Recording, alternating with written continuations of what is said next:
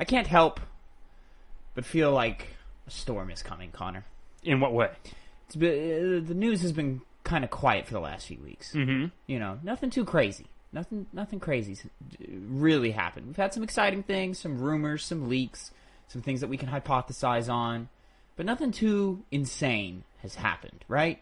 Especially this week. Yeah. So I can't help but feel like maybe something is going to happen. You know? Well, we do have the State of Play coming up Wednesday. State of Play is next week. Maybe we see some Hogwarts Legacy. Maybe we see some Final Fantasy 16. Ooh, yeah. That'd actually be the time to play it. Who knows, man? Could be a number of things. Yeah. I'm assuming we won't see any Elden Ring stuff because we have the network test coming up, so they have that covered rather than gameplay. Well, they might show the Elden Ring delayed, by the way. I'm sure you caught that news, but not really bad. It was like what, a month? February. Yeah, January to February. Whatever. It's February 22nd. I could wait. Yeah, when you're a Mastercraft studio, take your time, make your masterpieces. You know? But yeah, I just can't help but feel like something's brewing here. Well, speaking of hypothesizing, anything you're hypothesizing, like something you think you haven't seen any news on in a while that should be coming up, besides the things you just said. You know, I mean, we've been getting a lot of information about like Resident Evil stuff recently. I don't think we'll see anything related to that. No, I don't think anything Resident Evil is going to be announced anytime soon. No, it's really hard to say. Like there are things that I expect to come before the end of the year. Mm-hmm. Whatever Konami is doing, I'm expecting by the end of the year. Some teaser trailer, yeah, more cinematic. Atlas has been teasing Persona announcements forever now, so something Persona related is coming as well. I've also been hearing some leaks, I saw one leak about Persona 5 Royal coming to Switch. Not a fucking chance in hell. But you used to be so optimistic about it coming to Switch, and now you're just ditching that train. At this point, why would you? I mean, they recently did something with the dancing game. I wasn't paying attention. It's something too much. about those mainline titles. They want to keep console exclusive to PlayStation. You know, and I would just say full on exclusive, except Persona 4 Golden just came to PC. Mm-hmm. So I'm expecting Persona 3 Fez to come to PC. 1 and 2 are already on PC, right? Well, I haven't checked. Couldn't tell you. Yeah, probably. And then maybe Persona 5 base game or Persona 5 Royal coming to PC a year from now. But I don't expect that type of announcement anytime soon. The only type of announcement I expect is maybe a collection, maybe 3 coming to things, maybe a new spin-off game or whatever. I don't know. But then you sit back and you go, okay, so like maybe we get some Konami stuff. Maybe we get some Atlas stuff. What are the big dogs doing? You know? Where are the big dogs at? We don't know where Naughty Dog's at. No. Who does know? You know? Do you think we can? I don't think we'll get it at the State of Play, but we could be getting it at the Game Awards. More information on Starfall, Bethesda's new game, Starfield. Because I mean, we saw that little cinematic trailer, but it didn't show off gameplay. It's coming out next year, supposedly. You can see them. We showing first gameplay then. I think it would just be a cleaner idea of what that game is going to be. I don't think we're going to see any like raw gameplay type stuff or anything. Who knows, man? I think Game Awards are going to be exciting this year. Yeah, there's a lot of potential there. There's a lot of potential there, man, and we're getting close to having to start ramping up to that.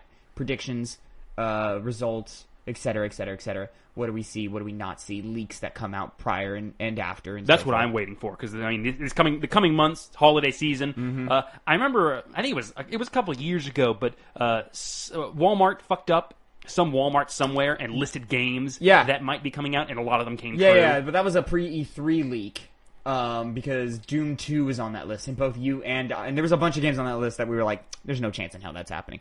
Not Doom 2. Rage 2 was on that list, and we were like, who the fuck cares about Rage? And then Rage 2 happened, and we went, oh, okay, all right. I don't think we'll expect any leak of that nature, because that was a pretty big one, and it was that was more accidental rather than somebody just actually knowing that information and leaking it. So I guess we're in the area where we can see something, but we don't know what it is. Yeah. It's fascinating stuff, isn't it? Yeah, it is. It's fascinating stuff. One more game. Can only hypothesize, though. One more game. Give me more games. Yeah. I need more games. Even though I haven't played 10 games this year yet. I know. I'm lagging behind. Oh, you are too? You haven't played 10? I've got the time, because you and I have like a little vacation coming up. We do. And we plan to still have episodes go up every Sunday. Well, you're having a vacation. Or Monday. I'm having a vacation. You're coming along with, though. Or as of right now, that's the plan. But, so I'm going to do a lot of catching up when that little vacation happens. Mm-hmm. But, there's other games that I'm still excited to play. I have been meaning to try Back 4 Blood. Yeah. I've been meaning to do it. I just haven't gotten around to it. I've still got to finish Metroid. I've got to get back to Tales. I got to get back to Kane. I got to get back to a lot of things. Yeah. So right now it's me. I'm locking down. I'm going, okay, I got to play these games. I got to get them through. Halo's still coming. Yeah, I'm waiting for that. I'm waiting. This new survival horror game came out that's really influenced by the old Resident Evil games. People are saying it's amazing. Came out of nowhere. I can't remember what the name is. Talk to you about it later. But all right, we'll figure that out. But until then, Connor, let's drop some sense on him. Welcome back. Yep. What's poppin', players? Welcome back to the Two Penny Gamescast. I am your host, Tavin Bothel, here with my good friend and co-host, Connor Elliott. Say hello to the people, Connor. Howdy. And, ladies and gentlemen, if you didn't know, every week, me and Connor come to you with 2 topics each, 2 pennies, if you will, and of the news you need to know concerning the video game industry, and we give you our 2 cents on them. You can also find this show every Monday, 8 a.m. Central Time, youtube.com/2pennygamescast. Also, mainstream podcast services of your choice, the Spotifys, the Google Podcasts, the Apple Podcasts, the SoundClouds. We're out there. Give us a like, give us a follow, share it with a friend. We really would appreciate it. Now, if maybe just the news, maybe just 2 bozos talking doesn't get you going, doesn't get you nice and excited like it does us, you can watch us play video games live over at twitch.tv/2pennygames, in which me and my good buddy and my good buddy Phil every Tuesday log on 1 p.m. Central Time till about 7 or 8 o'clock, and we do a little show called Hype, Hyep, Have You Ever Played, in which one of us shows the other a video game they have never played before. This week, I don't know what we're playing. I forgot. I think we had we had a bit of a conversation about it, but we haven't decided on it. So I thought you said you guys were floating the idea of Outlast 2 for you. Oh, that's right, because we're still in October. We're still in October. I totally forgot. We're doing October. some Outlast 2. This last week we finished Resident Evil 2 Remake. Phil finished that. Had a pretty solid time. Stay tuned for a After the Hype review of that. Also, it will be coming to youtube.com/2pennygamescast here in the next week. Go check that out. Our entire first-time playthrough of Until Dawn is up there right now. You can go watch that, see all the spookies, all the scares, all the choices made. It was a good time. This week, it's me back on the controller, baby. We're doing some Outlast 2. Thank you so much for reminding me of that content. I didn't know if that's what you were still doing. It's just I that's thought what you guys told me that. I thought we were back into our normal cycle, and we are totally not. So, and Outlast 2, you can get that done in one session, and it's the last time you'll be doing one of these things. Yeah. End of October. Yeah. Pretty soon here. So yeah. All a good time. Come check it out. We're going to have a good time together. But until then, Connor, let's get right into the show. Let's get right into the shits, Connor. One of the biggest pieces of news this week. Biggest pieces of news this week. We finally have a trailer for the Uncharted movie starring Tom Holland and Mark Wahlberg and Sophia Ali. The internet seems a little mixed, but fairly positive. Or more positive than than the internet was expecting to be, I would say. Yeah, I would be on the line of I've seen a lot of bad thoughts on it rather than good ones. There's a lot of takes. Yeah, there's a lot of takes. Me personally, I'm in that mixed category because I know it's a movie and Uncharted is a video game, and I'm not expecting them to look exactly the way they're supposed to in the game, especially because they're not the ages they are in those games. They made the active choice of going for a younger version of famed character Nathan Drake. Yes. And they had bits in there that I recognized from some of the Uncharted games. We just saw one from Uncharted 4. There's a big, for those of you that everyone probably already knows, the plane scene in Uncharted 3. Yeah, we're doing the plane. We're doing some of the ship stuff in 4. Some of the party stuff from 4. Listen. Go. No. You keep going. Yeah, it didn't feel like Uncharted. It felt like kind of an action movie that would come along and just be some kind of premise of we're going to get the gold, which is I know that's a hard thing to do because, like I said, Uncharted is a video game, this is a movie, and Uncharted in its nature is very much like an Indiana Jones type action movie or a heist movie, all those amalgamation of those kinds of games. So it's kind of hard to have your own personality while also still feeling like Uncharted, while not also feeling like another generic action movie that came out this year. In fact, if I didn't know anything about Uncharted, I wouldn't be able to... Well, I guess I, in any case, wouldn't know anything about what's going on screen because I hadn't played it. But I mean, you would see. Okay, there's this guy. He's looking for his brother. He's looking for some gold, and there's exciting adventures happening. Most people who don't know about Uncharted wouldn't know that this is based off a video game until they were told. Yeah, that's a better way to put it. Yeah. It doesn't look bad though. That's why I'm mixed because it's like as an Uncharted movie, am I really excited? Less so now, but it looks like a fun movie that I could hop on and enjoy. It doesn't look bad. So, I am content with this trailer. Only content? I'm content with it. I'm not excited by it. I'm not mind blown by it, but I'm not disappointed by it. To be honest, this is about what I was expecting. I do wish some of the special effects looked a little better. Some of the special effects not great. The scene with the plane with Tom Holland falling through the sky specifically, it looks like he's in a movie studio. Yeah, especially with the thing people were pointing out, which is like he's doing. I know it's gravity-defying stuff happens in movies all the time, especially ones like this. But he's just jumping in the middle of the sky, and that's Uncharted, man. That's Uncharted. Does that happen in the train scene? Guys, the plane scene, though? Yes. I thought it was always just him. I thought it was always just him climbing and like grabbing. No, he does stupid stuff in Uncharted. He does ridiculous things in Uncharted. Guys, this is Uncharted. This is Uncharted but a movie. This is exactly what it is. Does it look like a generic action movie? Yes. You know why? Because Uncharted is a generic action movie. The only reasons we go to Uncharted are for the characters, which are unnaturally charismatic and fun to just hang out with and see them interact with each other. And that's the part that I'm most concerned about. But I'm going to get to that in a second. Everything else, this is Uncharted. We're going to different locations. We're seeing a bunch of people. There's some action. He's shooting a pistol. He's doing crazy stunts and stuff. He's underwater. He's in the sky. He's falling from planes. He's swinging from chandeliers. This is Uncharted. Everything about this screams Uncharted to me. They bust out a couple of one-liners, and stuff. The heavily Irish or Scottish dude, threatens him, and he does a very good Nathan Drake of, what? That's a very Nathan Drake thing to say and do. And the things he's doing, like, you're not able to physically do. No, but that's what Uncharted is. Nathan Drake is he's Spider-Man without being Spider-Man, Which is ironic because we have Spider-Man in the role of Nathan Drake now. So, to me, this is exactly what I was expecting. I'm not excited. I'm not blown away. I'm interested to see how many fan favorite moments they're pulling from this. It kind of feels like they're giving away the whole movie in the trailer to me. I now know exactly what's going to be in here. Like, I'm not expecting the train to be there now. About that, I feel like it still might be, and that's one of the things they wouldn't show. Maybe? That's the biggest Uncharted cinematic moment in the entire franchise. Is the train, but then why are you showing us the ship? Why are we getting notes of Sam? Why are we getting the plane? Which is why they still might not have it in general. They may be saving that for a sequel. But they could also just be hiding it for that reason because, okay, it's the plane scene. No one cares about the plane scene as much as they do the train scene. My scene is, in the marketing for Uncharted 3, we knew the plane was going to be a thing. We didn't know Nathan Drake was going to fall out of the plane, climb back in, and then fall out again.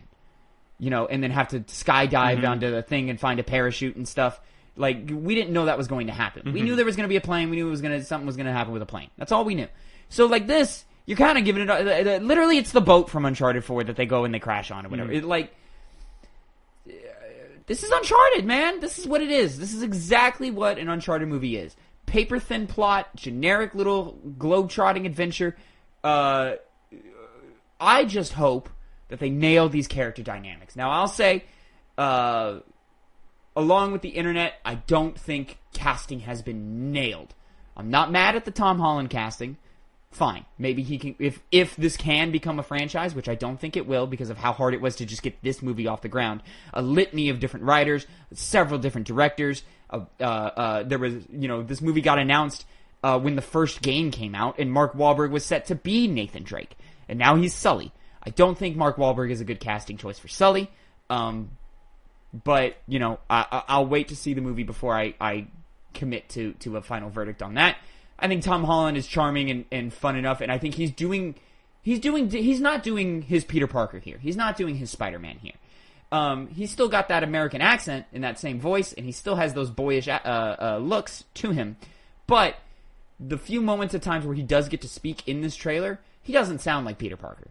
Like, the way he's acting, the way his mannerisms are. He is, kind of trying to do something a little different. So I think we should give him a solid shot here and hope that, even the way he's moving, like the way he's reacting and flailing his arms and stuff, that's not something Spider-Man does. It is something Nathan Drake does, though. So, obviously, Tom Holland was paying attention to the source material enough to know what to do here. He probably played the games in advance for these movies, He did an Instagram post a few years ago of him loading up the Uncharted collection for and then he put time for research or whatever when he first got announced as Nathan Drake. So I forgot about that. I'll say, does this make me go, oh man, I can't wait to go see this? No, but does it make me go, fuck man, why did they do this to Uncharted? No, which I think is a win.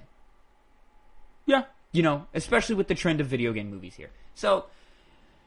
I don't know, man. Well, we'll see. I will say I don't like the editing of this trailer. I don't like the music choice of this trailer. What was the music choice again? I don't remember. It was some song, but it wasn't very Uncharted, and I think the editing of this trailer is pretty bad.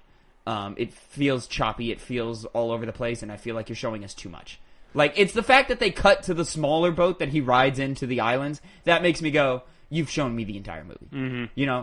It's the fact that they keep cutting to Syria, and we're meeting this character who I assume is Chloe Fraser. She's in the movie. Yeah, she has to be her. Yeah, I think that's Sophia Ali. I don't know. I know Sophia Ali is cast as Chloe, and then I assume at the end of the movie we're gonna get some peppy blonde reporter will enter the room and be like, I'm Elena Fisher, and we'll be like, oh, cool, whatever, Elena. The after credits scene. I will say I like that they're keeping. Sam Drake's casting quiet. I don't know who they've casted as Sam Drake, and that's exciting. Is it Nolan North? Probably not. Is it Nathan Fillion? That would be interesting. How much older is his brother in the games? I know he's older. Not much. Yeah. A couple years. But, it doesn't matter. Mm-hmm. They're clearly doing their own adventure, and they're pulling the set pieces from the games that fans like. I think fans should be, moderately happy with this trailer. On the bright side, in the plane scene, they're not over desert, so we're not going to have to expect desert walking. Yeah, no desert walking, So, and you know what? I think this movie's going to be fine. Mm-hmm. I think we're going to walk in, and we're going to walk out, and we're going to be like, you know what? One of the better video game movies. Yeah. Had fun. And then kind of forget about it. That's all I need. I need to have fun. Mm-hmm. That's all I need. And what I want is those character dynamics that we talked about that is so critical to Uncharted. The relationship between Nathan and Sully specifically is pivotal. You have to nail that. And I wonder if they have nailed that here. I hope they have. If the two characters have enough screen time together. I see a lot of shots of Tom Holland hanging out with Sophia Ali. I see a lot of shots of Tom Holland hanging out alone. Who knows if they're going to have that many... You would have to expect them to have a lot of character interactions and character moments. But I would hope so. I would hope so. And I'm not saying we need deep acting moments of characters really bonding and stuff, but we need that chemistry, that charisma between the two of them and stuff. There's a great moment in Uncharted 2 that me and Phil joke about all the time after playing about it, in which the bad guys come around the corner, Nathan and Sully put their hands up, guns are pointed at them and stuff, and then the Harry Flynn character, the guy who betrays you in the beginning of the game and then gets killed by the main baddie to prove how bad he is or whatever. Yeah. Is patting him down, and there's some line, he says something smart to Nathan, about, hey, I found this, didn't I, or something, and Nathan goes, man, you couldn't find your ass with both hands. Mm-hmm. And then Sully chips in immediately, and a map. And it's fucking great. It's perfect. The timing, the charisma, the chemistry between it's fucking perfect. That needs to be in this movie. And if that's not in this movie, then you are exactly what you look like, a generic action movie. Mm-hmm. But I'll say the budget looks better than it did for the Tomb Raider movie. You forgot that happened. Yeah. Yeah, see? That explains that. The budget looks better than the Tomb Raider movie. I'll be honest, the special effects, though I don't think they look perfect, they look better than the Mortal Kombat movie that came out this last year. Of course, this has to have that because there's set pieces, whereas Mortal Kombat didn't really have set pieces. And then this is also...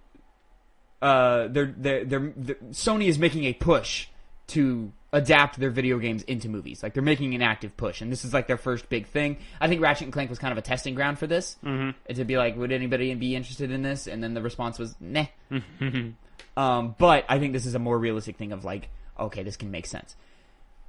Does it have a release date yet? 2022. Okay. No, it has a date. Exclusively similar. I thought it was like February or something. Huh. I figured it was coming out like December of this year, but no, I think it's early next year or something. I thought it had a date, but I guess not. Anyways, I also think it was a weird choice to put the Uncharted Legacy of Thieves collection at the end of the trailer. I mean, Sony does own this property, so they're just like, here's this easy cross promotion. If you want to know what Uncharted's all about, go play this game. Et cetera, et cetera, et cetera. Which I guess is important for the people that haven't watched it but played it. But those people are probably not going to watch this movie to begin with if they hadn't played Uncharted by this point. You don't think anybody who hasn't played Uncharted is not going to go watch this movie? Somebody's going to go watch this movie. Somebody, yeah, not a lot, though. Connor, will this movie be successful, yes or no? Ooh, you know what? It looks like it's marketable enough to just people in general that, yes, it will be. I mean, like, these kind of movies, it's got the big-name actors, it's got these big action set pieces, it has high production. Those movies at this point in time kind of rare to fail, especially if that also has the backing of people who have played Uncharted games and want to see this. In addition to that, so I think it'll do good for itself. Now, will it be one of the biggest grossing movies of that year?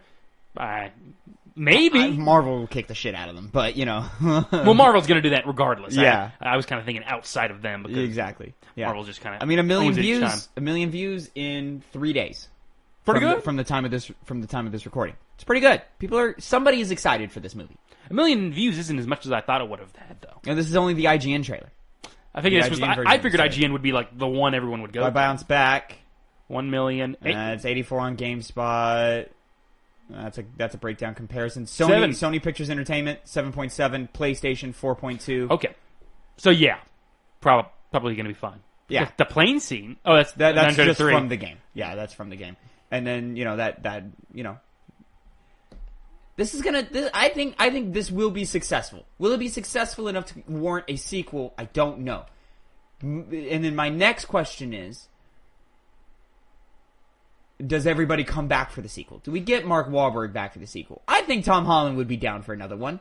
I assume, because he seemed to have been excited about doing this at least. At least I hope he was excited. And Tom Holland loves doing stunts and stuff. He's talked about it all the time. He loves doing the stunts for Spider-Man. It looks like he's doing a lot of the stunts here in this Uncharted movie. And I think with the right editing and the right pace and the right structure, I think this film could be successful critically. Financially, I think we're gonna do well enough to where Sony is still open to doing video game adaptation movies. I just don't know if this is going to be enough to create a franchise out of Uncharted movie-wise. Right. I would personally like that if it's good. But, we'll just, as always, we'll just have to wait and see. Moving on. That was your first penny, Connor, by the way. Yes. Just so you know. Yeah. Because we didn't talk about it. Let's move on to my first penny of the day, second topic of the day. Connor, Kane and Bridge of Spirits is a little bit of a hit, man. A game you played. A game I have played. And it's a solid game. People should go play it. You beat it? I've not. Okay. I'm working my way through it. It's not a very long game. But you've been playing other things. I'm jumping around. I'm doing a bunch of things. So I'm gonna get back to it, though. So we're pulling an article from Bloomberg by Jason Schreier. But I'm cutting really to the end of the article because they talk a lot about the history of the studio. They were an animation studio. They did a bunch of commercials and stuff. They went viral with a fan-made Legend of Zelda Majora's Mask video short. And then from there, they were able to pivot and get PlayStation funding to make their own video game. And then they talk. Excuse me. And then they talk at length about how, when the game was announced, it caught everybody's eye. It was very beautiful. Everyone was like, "Oh man, this is cool." And it seems to have allowed them to find some success here in gaming.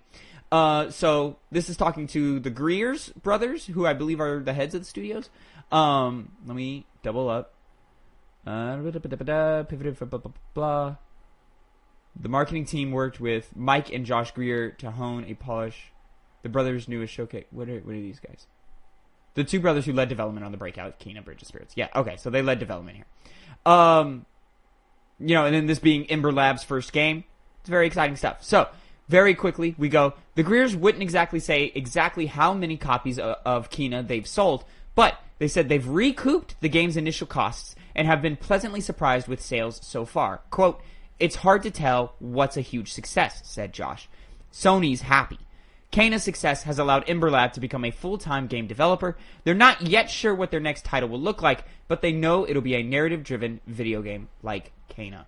Quote, "We're not going back to commercials." So, congratulations, Ember Labs. Congratulations, Mike and Josh Sears. You made a solid game. Solid, super solid video game. Something you should be proud of.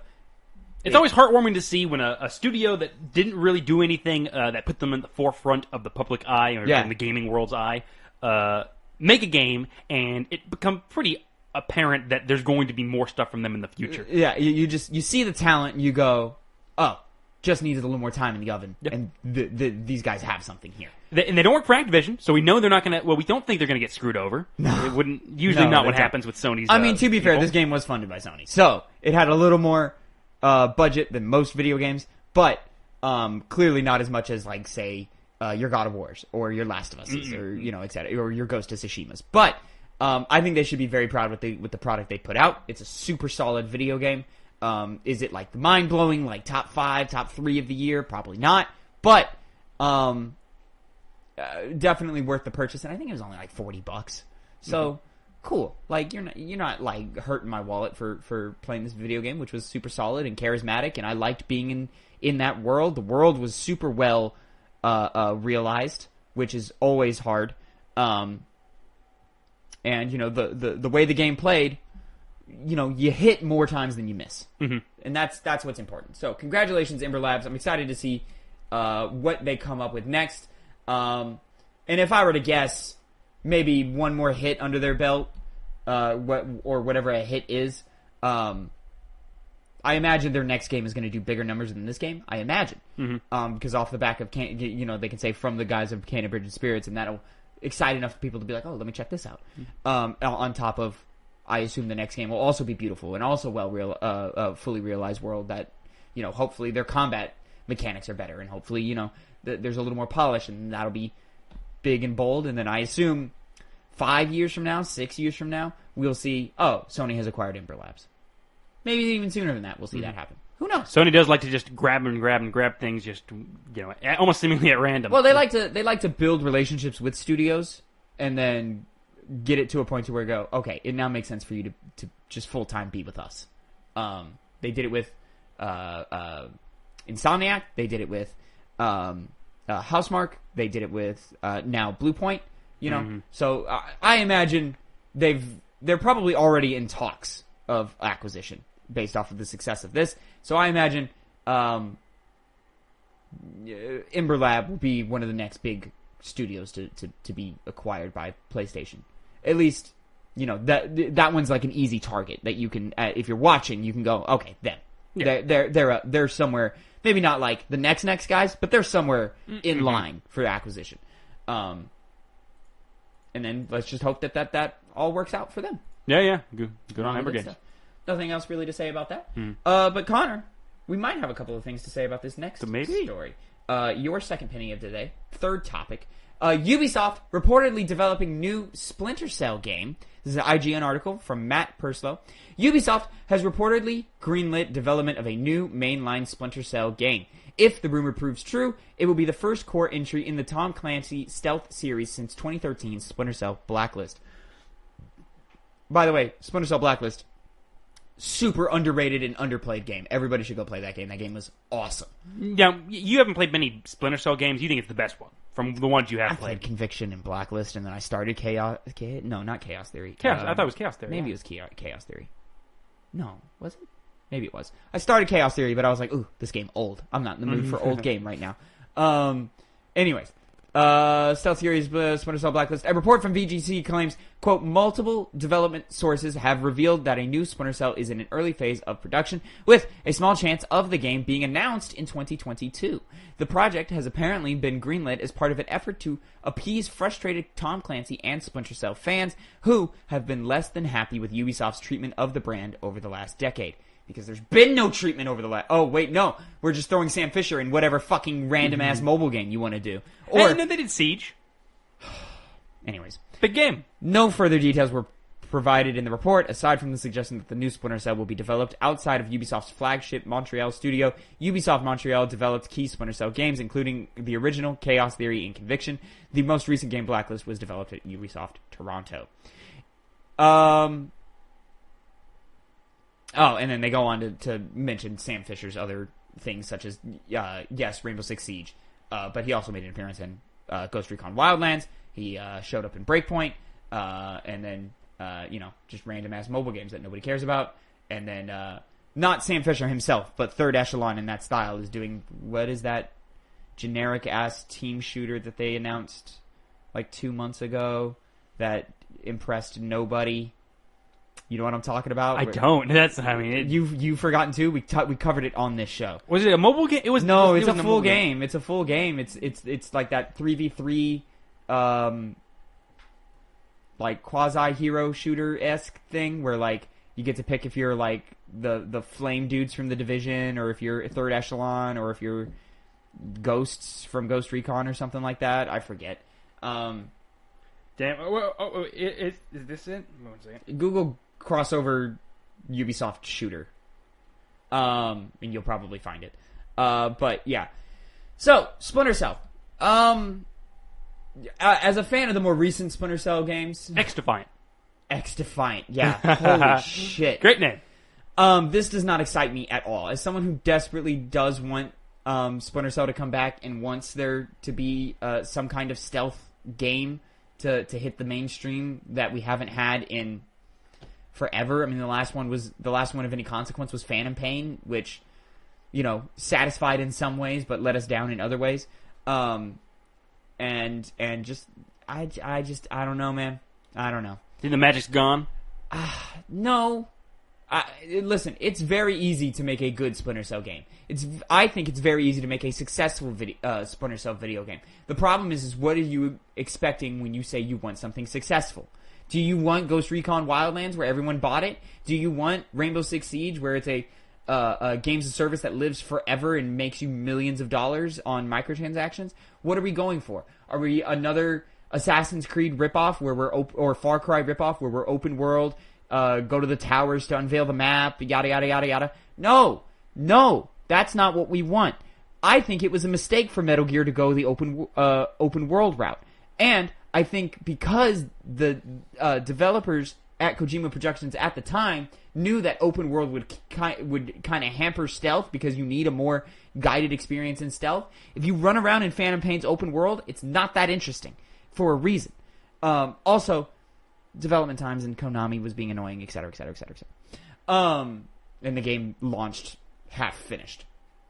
But here it's just like, dude, do not want Assassin's Creed with a Splinter Cell skin. I don't want that. I don't want Ghost Recon Wildlands with a Splinter Cell skin.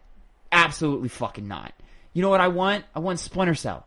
I want creative solutions to problems that are handcrafted and meticulously built for the player to solve. I want rooms that feel like puzzles that I'm solving. I want to feel smart when I'm playing it. You know what I don't want to do? I don't want to do a checklist of fucking open world things. There's a place for that in video games. I like Assassin's Creed.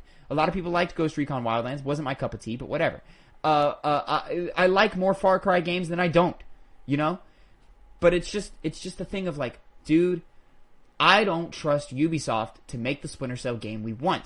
And the fact that this is just something done to appease us who keep crying for Splinter Cell tells me that they're not making Splinter Cell the best type of Splinter Cell it can be. So why are we doing it? On the flip side of that, those are very genuine concerns due to it being Ubisoft. Ubisoft really tries to make as much money out of their properties as possible, so I can easily see them going down the route of, live service games that keep having more and more stuff put into it to the point where it's no longer what we know as Splinter Cell. Of course, I can see them just doing that in the form of a multiplayer part of the game, where you have the single player as you used to know it. I don't want that for Splinter Cell, man. When there was rumors of Assassin's Creed going live to service, with their next thing going on, whatever that's going to be, that excites me because that makes sense to me. Like the format that Assassin's Creed has been in and how it's evolved in the last couple of iterations, it makes sense for that game to go live service. This No, I want my handcrafted. I want it meticulously. Like, let's play with shadows again. Let's make it to where your level of darkness determines your visibility. Let's do where, like, oh man, if you like set this trap here at this perfect time, this NPC will cross it so that then we can get this interaction on the other side of the base, et cetera, et cetera, et cetera, because that NPC never gets there. Like, that's Splinter Cell to me. It used to be what Metal Gear was. It used to be what Thief was. And that's when these types of games were at their peak, and that's when people were playing them. You know when they're not playing them? When they're, with the exception of Metal Gear, when they're like some kind of like cinematic guided experience in which you have to play it their way. You know when stealth isn't fun is when it's Uncharted. That's when it's not fun. Well, they can still do that. Even if they were to hypothetically do a multiplayer game, they could still keep that part of the game intact. Especially because it's been since 2013, since we saw Blacklist. Games have advanced since then. Now, I'm not a game designer, obviously. Neither of us are. Yeah, so I don't know where they could even begin to make Splinter Cell new in the current market, but the technology is more advanced than it's been than ever before. So if they do keep up with we're going to make this primarily, at the very least, a single-player experience, and try to make it as true to form as Splinter Cell has been in the past, if that's the idea that they're going to take with it, plus whatever game mechanics they can come up with, or how, as you were saying, they could do things. Oh, dude, they could do so many things. They could do so much. They could do so many things. Go look at what The Last of Us Part 2 did. Yeah. Like, there's so much you could do stealth-wise in that game. On that hopeful side of things, that could also be how it goes. Because this really is, who knows what they're going to do. You know, there's very little information that's released as it is, but if it does, as you've said, keep with what Splinter Cell is and what makes Splinter Cell and those stealth games great, I think this can be an amazing Splinter Cell game. But it is Ubisoft. Ubisoft will want to go for the big bucks if they have the opportunity to do so, and they could just see that as another opportunity too, because so many people like Splinter Cell, the brand of Splinter Cell, without maybe even caring what Splinter Cell means to people. I think we get one of three things. We get the game you're talking about, where they put fans of the series in charge, you know, people who know what they're doing, people who are creative and who can make the Splinter Cell game everybody wants, and that, I would argue, would be the most successful version of Splinter Cell. I agree. Well, I don't know about most successful, but most liked, I would think. You know, if they did the service model, then that'd make a lot of money. Go look at Avengers. Go look at Anthem. This is what happens when you create a brand and you deviate from what that brand is famous for. Anthem is not a BioWare RPG, and guess what? It's a BioWare game that flopped. Avengers, people want a single-player action game where I get to play as all my favorite characters and feel powerful. But instead, I'm a generic live service game that's stuck in between a tale of two games, where sometimes it wants to be Uncharted and sometimes it wants to be a live-action game. And it's riddled with enemies who feel like bullet sponges. Guess what? It's not fun to play. People don't like it. Anyway, so we are either that game that you're talking about that everybody wants, and I think would be the most successful, or B, this live service game, or this open world Far Cry ripoff, Assassin's Creed ripoff with a Splinter Cell skin, in which everybody looks at this and goes, this isn't Splinter Cell, it's not what we wanted, so your fan base isn't there. And then the word of that spreads, and then people outside of the fan base who go, well, maybe I want to try Splinter Cell because it's coming back and people used to really love this. It's a beloved franchise, right? Maybe I want to try this. Oh, this isn't, the fans aren't excited about this? Well, then why am I excited about this? Nah, I'm cool. That's what happens. Or C, we get Mirror's Edge Catalyst, in which it's a revival of an IP. It's something that they made because fans wouldn't shut the fuck up about bringing this IP back, and it just comes out generic and boring, and nobody cares. That would be a dark timeline for the Splinter Cell franchise. I'm hoping most for Option A, but I have the least amount of faith that that's what we're going to get. Is that more about Ubisoft or more about how profits are made in many games nowadays? Where does that little column A, little column B? But what? A little column A and a little column B. Yeah.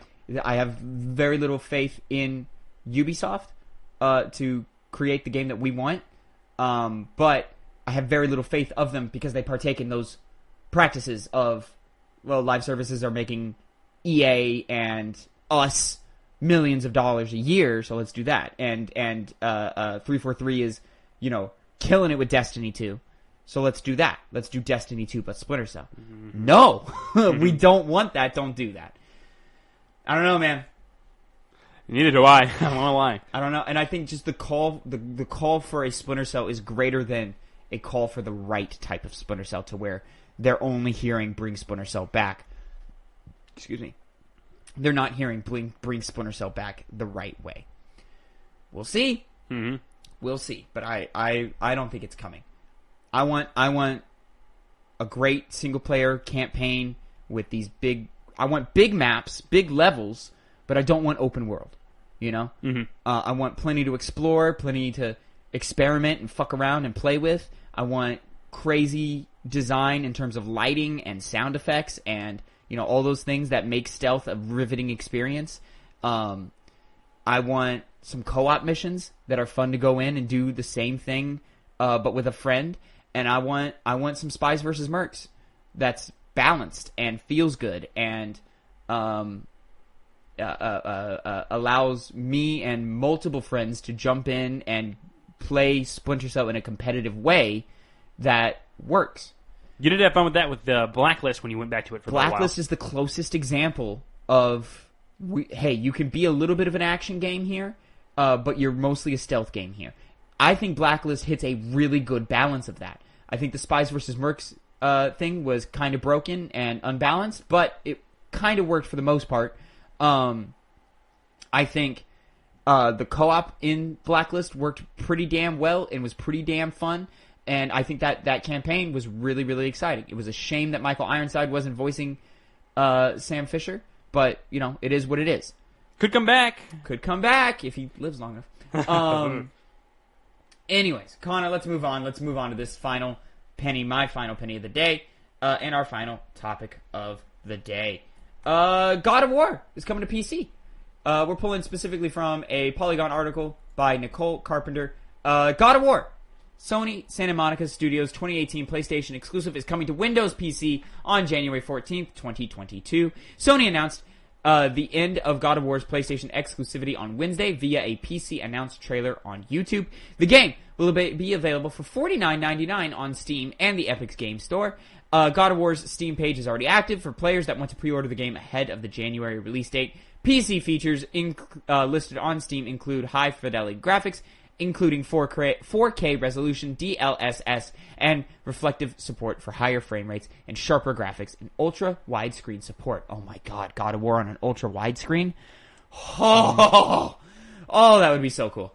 And then the rest of the article is about how PlayStation killed it and how other PC ports have happened, and we didn't get this sooner because of COVID, etc., etc., etc., etc., etc.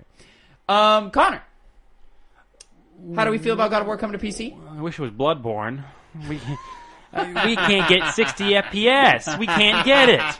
That's all people want is 60 FPS. That's all we want. Not frame rate drops like Bloodborne already has every now and then. Not too bad. But that aside, that's pretty fun. Now, I won't lie. I'm not going to get it.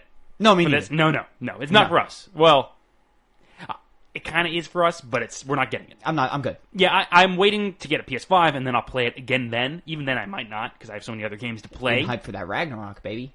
I'm looking forward to that Ragnarok. I might at this rate just play it on my old PS4. But you should wait for that 60 FPS, baby. Should wait for it? Wait for that 60 FPS. Is that good? Oh. Mm-hmm.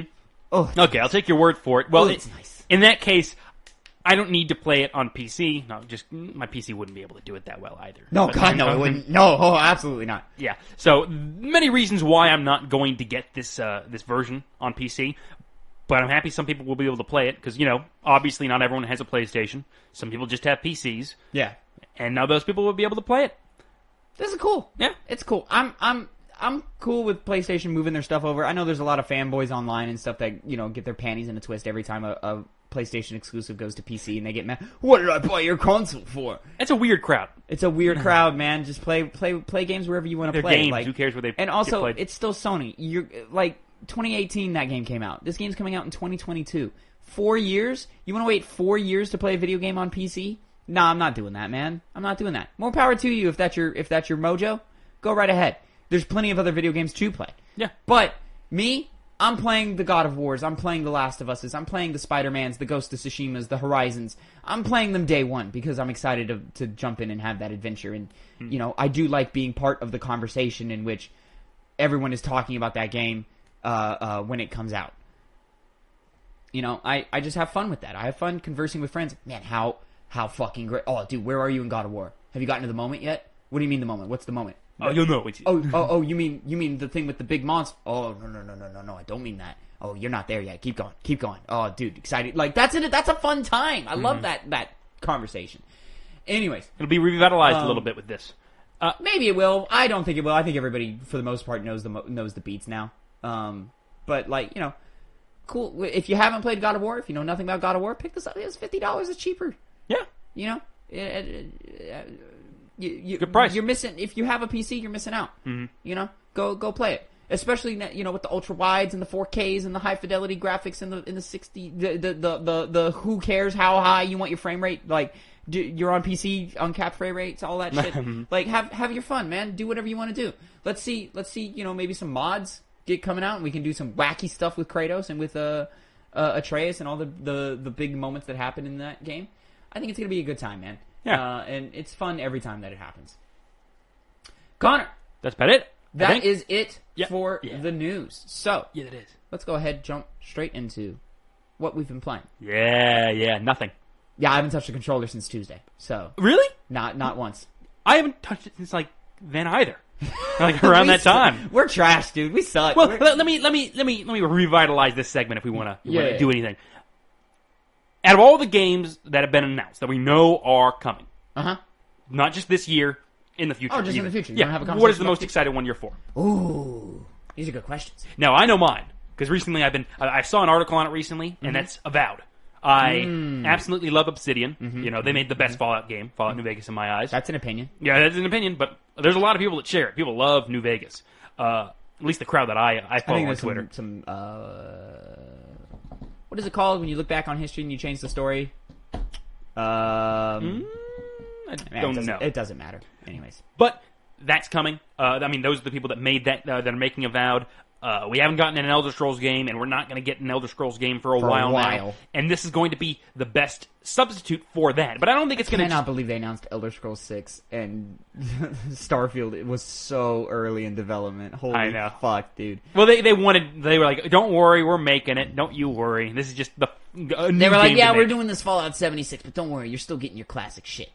All right, dude, whatever. Yeah, but Fallout 76, another example of don't turn something that we know what it is and turn it into something else for profit. Don't do that. That game could have easily just been multiplayer, just straight up multiplayer with friends. We just want co-op. That's all we want. We just want 1, 2, 3 people of our friends in the same world. That's all we want.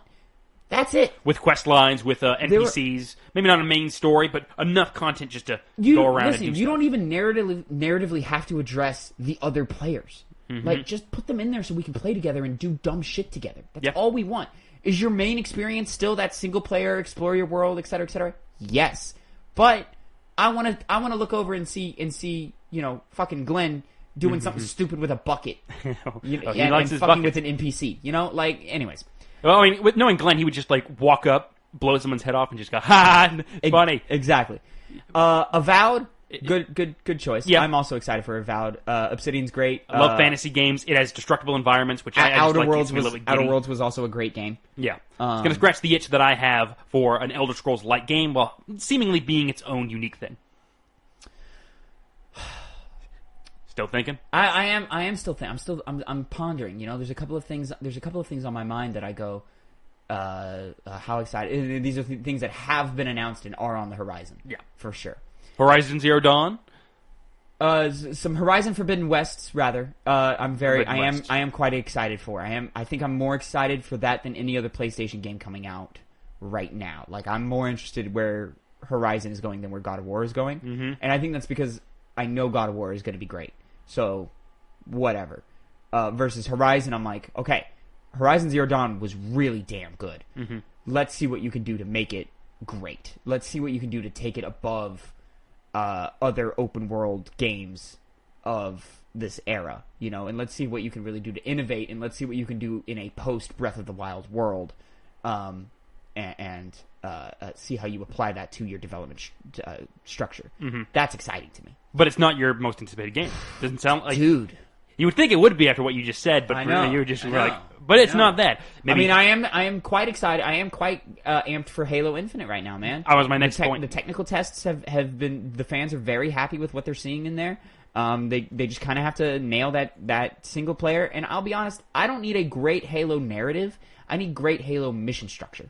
Mm-hmm. It needs to feel great to play. It needs to have the highs and the lows, the building to the epic moments. We need to earn our final warthog race. We need to earn our level where we have the tank, et cetera, et cetera, et cetera, through design, through level design, through pacing of your game structure. All of that is important. But I'm also excited to see what's new in Halo Infinite.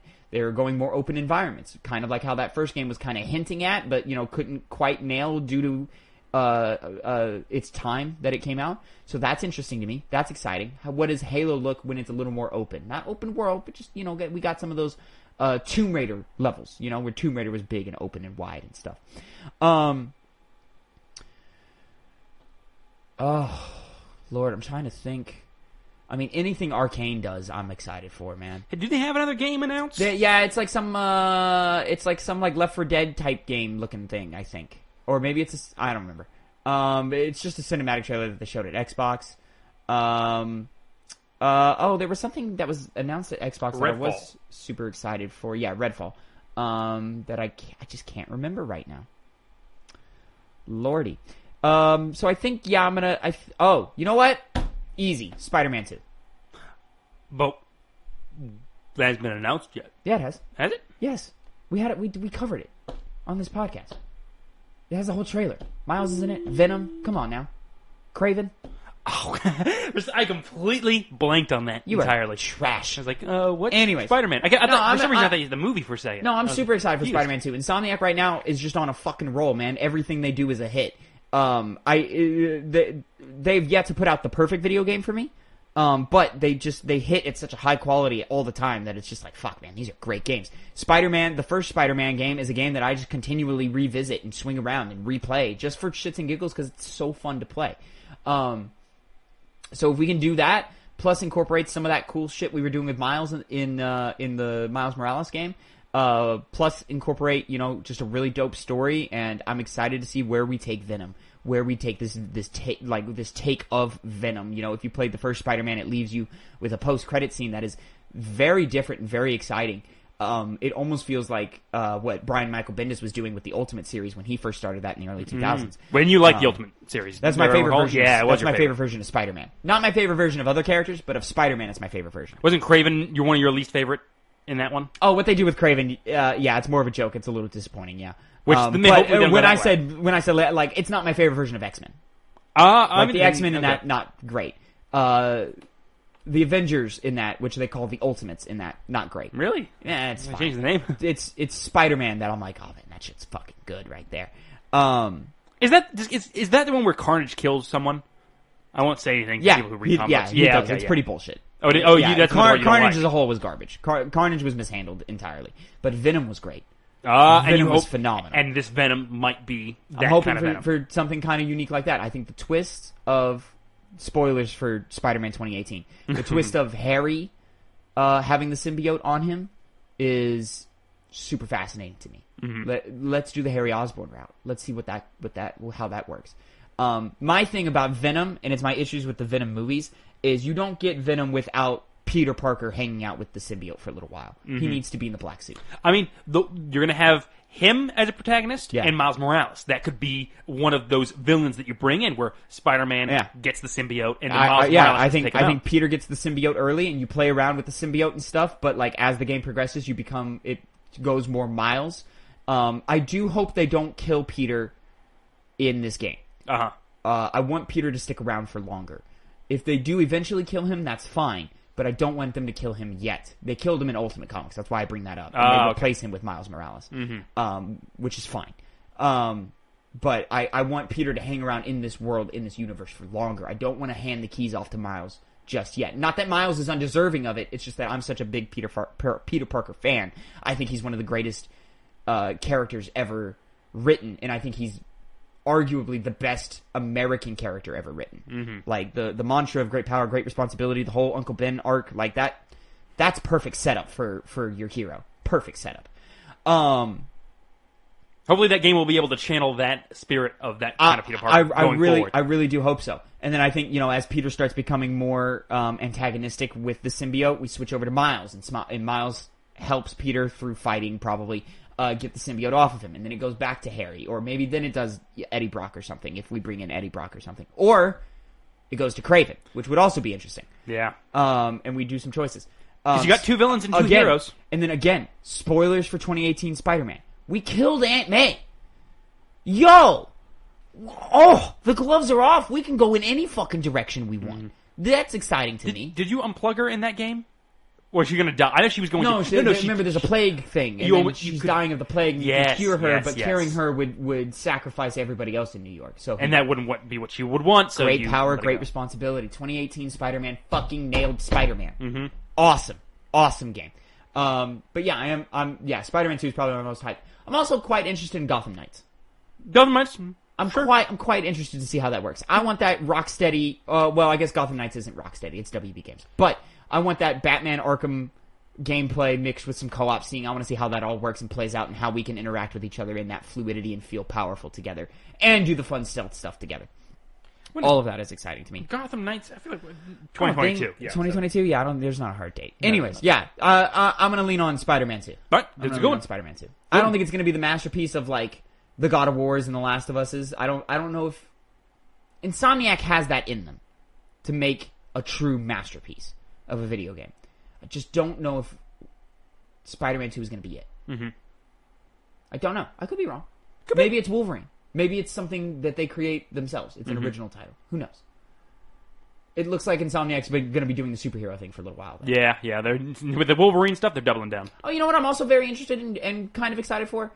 Is that Marvel game by the Fire Axis guys, the XCOM guys.